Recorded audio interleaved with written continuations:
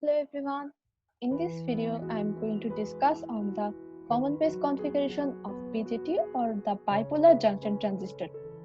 So today's topics are different types of configuration of BJT, BJT common base configuration, input characteristic curve of IV, that is the current versus voltage curve in the active region, output characteristic curve of IV in active region, characteristic curve of IV in the saturation and cutoff region. So we know there are three types of configuration in BJT: the common base configuration, the common emitter configuration, the common collector configuration. In common base configuration, the base terminal is common between the emitter terminal and the collector terminal. In common emitter configuration, the emitter terminal is common between the base terminal and the collector terminal. In common collector configuration, the collector terminal is common between the base terminal and the emitter terminal. So, today we are mainly going to discuss on the BJT common base configuration. In BJT common base configuration, we take the emitter terminal as the input terminal and the collector terminal as the output terminal. So the base terminal is common between the input and the output terminal. That is why it is also called the common base configuration. Now the input characteristic curve of IV in the active region. In this common base configuration, we are taking the emitter current IE as the input current, the base to emitter voltage VBE as the input voltage, the collector current IC as the output current, the collector to base voltage VCB as the output voltage. So we know in the active region the emitter to base junction is forward biased, but the collector to base junction is reversed biased. As we increase the collector to base voltage, then what will happen? Then the collector terminal will be more reverse biased. As a result, the width of the collector will be much thick, but the width of the base will be low, and the electrons coming from the emitter region will pass through the base region easily, and a few amount of electron will recombine with the holes in the base region. As a result, the collector current IC will become very high, but the emitter current and the emitter current IE will also become high because the IE is proportional to IC. Now, in this graph, this is the base to emitter voltage versus the emitter current graph. In this graph, when the VCB is 0 volt, then the emitter current is low. Now, when we increase the VCB, the IE also increases, and when we make VCB as 18 volt, that is the highest of the three, the emitter current is the highest. So, from this we can say that when we increase the VCB, the IE also increases. Now, what will happen to the input resistance Ri?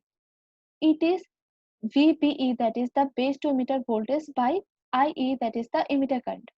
So when we increase the VCB, the VBE decreases because the base voltage also decreases due to the increase in VCB, and as a result the VBE also decreases, but the IE, the emitter current, increases. For this, the input resistance becomes very low. That is why in the active region the input resistance is very low, and we sometimes take it approximate to 0. Now the output characteristic curve of IV in the active region. So we have already told that the IC, that the collector current in the as the output current, and VCB, that the collector to base voltage as the output voltage. We can divide the output characteristic curve in three regions, that is the active region, the cutoff region, and the saturation region. So in this graph, this is the active region, this is the saturation region, and this is the cutoff region. Now, in the active region, as we know that IE is proportional to IC, and we know that IC is alpha IE. So when we increase the IE, the IC also increases.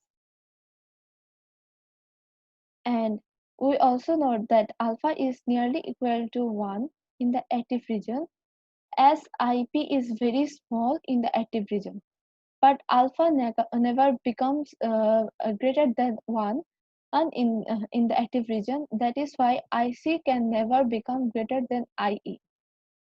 But sometimes we can take IC is almost equal to IE, and we can use this relation between the collector and the emitter current uh, as amplifier. Now what will happen if we make VCB very high? Now if we increase the VCB then dramatically, then the collector current will also increase dramatically, and this is the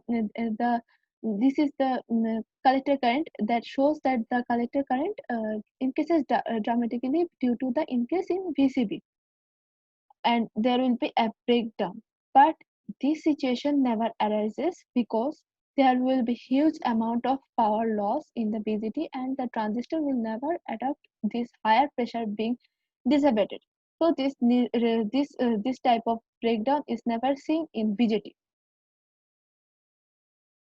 Now the characteristic curve of IV in the saturation. This is the saturation region. Now we can see from this graph, the saturation region arises when we make the VCB in the negative region. Now what happens when we make VCB in the negative region? The VCB becomes forward biased. As a result, then electrons coming to the collector to the source will also decrease, and as a result the IC, the collector current, will also decrease, and it will eventually become zero, and this is what happens in the saturation region. That is why we can see that gradually the IC becomes zero in the saturation region.